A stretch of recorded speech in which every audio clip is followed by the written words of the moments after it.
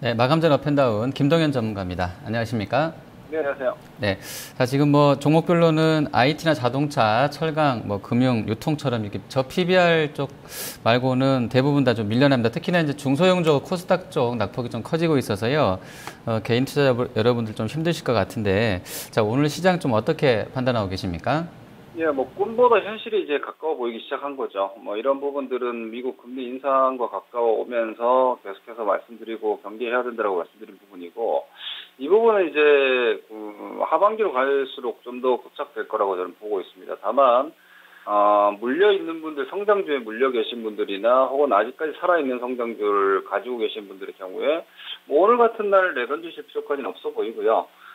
성장해서 이제 가격으로 스타일이 좀 변화되는 구조는 뭐 금리 인상과 금리 인상이라는 부분이 사실 유동성에 대한 우려감도 될 수 있겠지만 조금 역설적으로 본다라면은 미국이 금리를 올릴 수 있다라는 건 글로벌 경기에 대한 자신감을 좀 더 확정적으로 볼 수 있다는 구조고요. 그렇게 될 경우에 하반기에 중국의 유동성에 대한 효과 그리고 유럽 같은 경우도 최근에 실물들이 호전되고 있기 때문에 우리나라처럼 경기 글로벌 민감도가 높은 국가 같은 경우는 경기 모멘텀을 받을 수 있겠죠. 경기 모멘텀은 개별적인 성장을 가져가는 중소형주가 아니라 뭐 시클리컬 쪽에 편입이 되어 있는 대형주들 쪽에서 편입되는 것이기 때문에 뭐 이런 쪽으로 스타일 이동이 좀 더 가속화되는 과정이라고 보시면 될 것 같고요. 이 과도기에서는 연동성이 계속해서 당분간 유지가 될 것이기 때문에 성장주들도 지금 기본적으로 미국 경기가 느린 상황이기 때문에 뭐 금리 목표치를 보면은 2016년도, 2017년도도 그렇게 빠른 고속 성장을 예상하고 있는 게 아니기 때문에 성장주들 쪽에서는 제가 계속해서 10대 3 장세라고 말씀드리고 있는데 10개 중에서 3개 정도만 살아남는 장세가 성장주에서는 앞으로 진행될 거기 때문에 성장주에서는 버릴 주식과 가져갈 주식만 계속해서 구분하시면 될 것 같고요. 대형주나 가치주 같은 경우는 9월달 시장의 흔들림 또한 매수형 흔들림이라고 저는 보고 있기 때문에 저는 개인적으로 5월 이후부터 계속 정기적으로는 좀 조정 양상이었는데 이제는 오히려 뒤늦게 비관으로 가는 것은 제일 좋지 않은 전략이라고 보고 있고요. 매수를 좀 준비하는 과정, 포트폴리오를 다시 한번 재구성하는 과정으로 들어가고 있다고 보고 있습니다. 네. 자, 그럼 종목 보도록 하겠습니다. 먼저 현대차인데요. 뭐 역시나 PBR이 낮은 종목군이고요. 또 이제 외신 쪽에서 뭐 신형 제네시스에 대한 기대가 높다라는 이야기를 또 있었던 것 같습니다. 오늘 한 3% 정도 상승해 주고 있는데요. 환율도 뭐 분위기는 일단 현대차한테는 우호적으로 가고 있는 것 같은데요. 자, 어떤 대응이 필요하겠습니까? 가치주의 가장 선행적인 패턴인 것 같습니다. 가치주들의 기본적인 모멘텀은 여러분들이 이렇게 보시면 됩니다. 장부 가치 자체가 충분히 저평가되어 있는 상황이지만 과연 얘네가 좋아지겠느냐 이런 부분에 대해서 주가를 많이 할인한 거죠. 그런데 오히려 좀 다른 관점에서 보면은 가치주는요 좋아지는 것을 확인하고 사는 게 아니라 더 나빠질 게 없으면 사실 안 빠집니다. 그리고 지나치게 싸다라면은 더 나빠질 게 없다라는 반등이 나오는 게 기본 코스이기 때문에 지금 현대차는 그런 대표적인 패턴을 좀 보여주고 있다. 다만 아직까지 이익 성장 모멘텀이 부각된 상황은 아니기 때문에 가치주를 매매하시면서 가장 주의하실 점은 확실하게 이익 모멘텀이 확인될 때까지 비싸게는 사실 필요가 없겠죠. 예를 들어서 현대차를 이날 오늘 이후로 15만 원 이상에서 매수하는 분들은 수익이 별로 안 날 겁니다. 이런 관점에서 보신다라면은 현대차를 선행해서 놓고 이렇게 올라갈 수 있는 종목을 지금 열심히 찾으신다라면은 상당히 많은 종목이 있다 이렇게 말씀드리고 싶습니다. 네. 자, 포스코도 오늘 한 2.7%, 한 3%대 올라와서 나와 있습니다. 일단 뭐 중국 쪽이나 뭐 이런 시황들이 썩 좋은 것 같지는 않습니다만 어쨌든 반등인데요. 이 종목은 어떻게 투자하는 게 낫겠습니까? 쉽게 말해서 제가 누차 말씀드렸지만 배당 8,000원입니다. 배당 8,000원이면 배당 수익률만 4.3% 정도가 나오죠. 거의 안전마진권이 아닌가 싶고요. 철강 업황 좋지 않다, 철강석 빠진다, 산업 생산 아직 부진하다 다 알고 있는 가격이고요. 그것이 녹아 있는 가격이기 때문에 이 정도 가격이 나왔기 때문에 당장은 좋아지는 게 없어도 괜찮을 정도의 싼 가격이다. 더군다나 이렇게 성장주들이 크게 흔들린다라면은 가치에 대한 프리미엄은 오히려 붙을 수 있는 상황이라고 봤을 때 저는 한 21만 원대 정도까지의 자율적인 반등 양상으로 진행될 거라고 예상하고 있습니다. 네. 자, 다음은 만도 보겠습니다. 만도 흐름은 글쎄요, 오늘 뭐 자동차 부품주들이 전체적으로 뭐 대형주도 그렇고요. 소형사 같은 경우도 좋습니다. 이 종목도 중형급에서는 뭐 11% 아주 뭐 급등 나와 있는데 아무래도 실적에 관련된 좀 부분이라고 봐야 되겠습니까? 일단 만도도 상당히 쌉니다. 만도가 막 1조 이하로 갔었죠.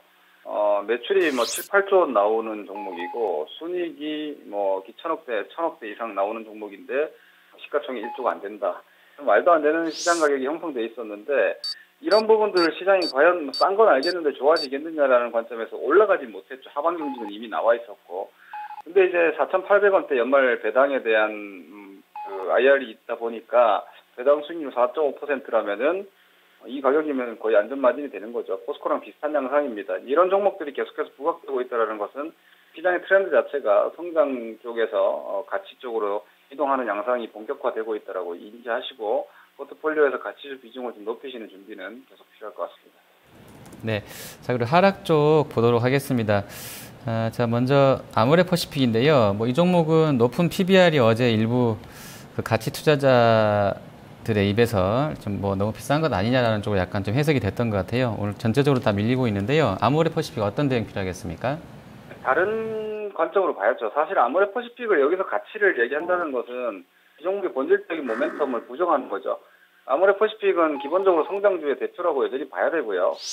성장주와 가치주의 싸움은 하반기 넘어서 내년까지 이어질 거라고 보고 있습니다. 왜냐하면 이것이 글로벌 경기나 국내 경기 모멘텀이 아주 고속이라면, 즉 빠르게 경기가 좋아진다면은 가차없이 성장주는 다 팔아야 됩니다. 오히려 100% 가치주로 가야 되는 게 맞지만 미국 금리 목표치를 보더라도 경기는 느리고 실물 쪽도 분명히 느릴 것이 예고되고 있는 상황이기 때문에 느린 경기 하에서 전격적인 가치주로의 스타일 이동은 아닐 것이라고 저는 보고 있고요.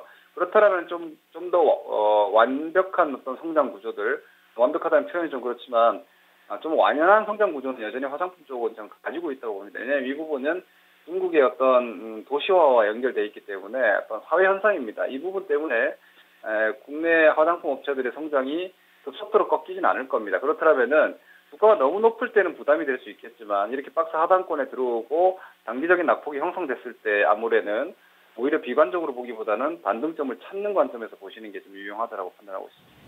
네, 자 지금 뭐 오후 들어오면서 중국 증시도 좀 낙폭을 더 키우네요. 한 2.4%까지 밀려나 있고요. 뭐 중국 주택 가격은 7월 달에는 낙폭이 좀 둔화됐다고 했습니다만 오히려 좀 밀려나고요. 또 인도네시아 7월 수출입 동향이 발표가 됐는데 인도네시아도 수출과 수입이 뭐 20% 이상 좀 급감한 것으로 나와 있어서 심리는 좀 좋지 않은 것 같습니다.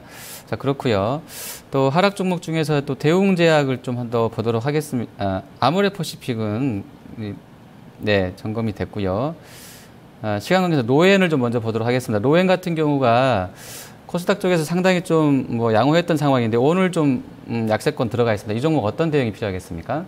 네, 그 하락 종목 쪽에서 지금 오히려 좀 집중이 필요할 것 같은데요. 앞서 말씀드린 저는 오히려 화장품과 제약은 뭐 5월달, 6월달은 좀 비관적으로 봤지만 이제는 가격적으로 이제 더 이상 무서울 게 있나 싶은 관점입니다. 제약도 마찬가지고요. 더불어서 오히려 지금 코스닥 시장은 개인 투자분들이 착각하시는 게 있는데 과거에 한 뭐 3년 전까지 대형주 장세다 보니까 코스닥을 대형주처럼 매매하시는 분들이 계시는데 코스닥은 기본적으로 시간 싸움으로 가는 게 아니라 투자 싸움이나 혹은 성장 싸움으로 가야 되고요. 더불어서 인덱스 매매가 안 됩니다. 기본적으로 인덱스 펀드 자체가 없기 때문에 지수를 보고 매매하는 게 아니라 종목 보유 종목 자체를 판단하시는 매매로 판단을 하셔야 되는데 로엔 같은 종목은 저는 오늘 예를 들어서 웬만한 종목들 좀 빠져 있는 건 오늘 매도는 아니라고 봅니다. 그런데 로엔 같은 종목은 지금 또 매도라고 판단을 합니다. 이 종목 같은 경우에는 이제 꺾기 시작하는구나라고 보이기 때문에 이렇게 꺾이는 첫날은 가차없이 매도를 하셔야 되고요. 아까 말씀드렸던 뭐 대웅제약이라든지 아모레퍼시픽이나 삼성 LNS 같은 종목은 충분히 조정이 나와 있는 상태에서 하반 경직이 일부 나와 있죠. 이런 주식을 지수 빠진다고 해서 지수 때문에 밀릴 때 던지면은 저가 매도가 됩니다. 이런 식의 구분이 좀 필요할 것 같고요. 시간 관계상 BGF 리테일도 같이 말씀드리면은 최근에 좋았던 1인 가구 수혜주들 그리고 음식료 업종들, 뭐 사조 관련한 그룹들 이런 종목들이 최근에 제약과 화장품이 약할 때 왕노릇을 좀 했습니다. 근데 이런 종목들도 오히려 오늘 움직임 보면 BGF 리테일 보면 어제부터 강한 매물로 고가권에서 꺾이고 있기 때문에 이쪽도 시세가 꺾였다라고 판단하시고 오히려 이런 종목군들은 매도 관점 접근을 하시는 게 맞다고 봅니다. 네, 알겠습니다. 오늘 말씀 잘 들었습니다. 네, 고맙습니다. 네, 마감전 업앤다운 김동현 전문가였습니다.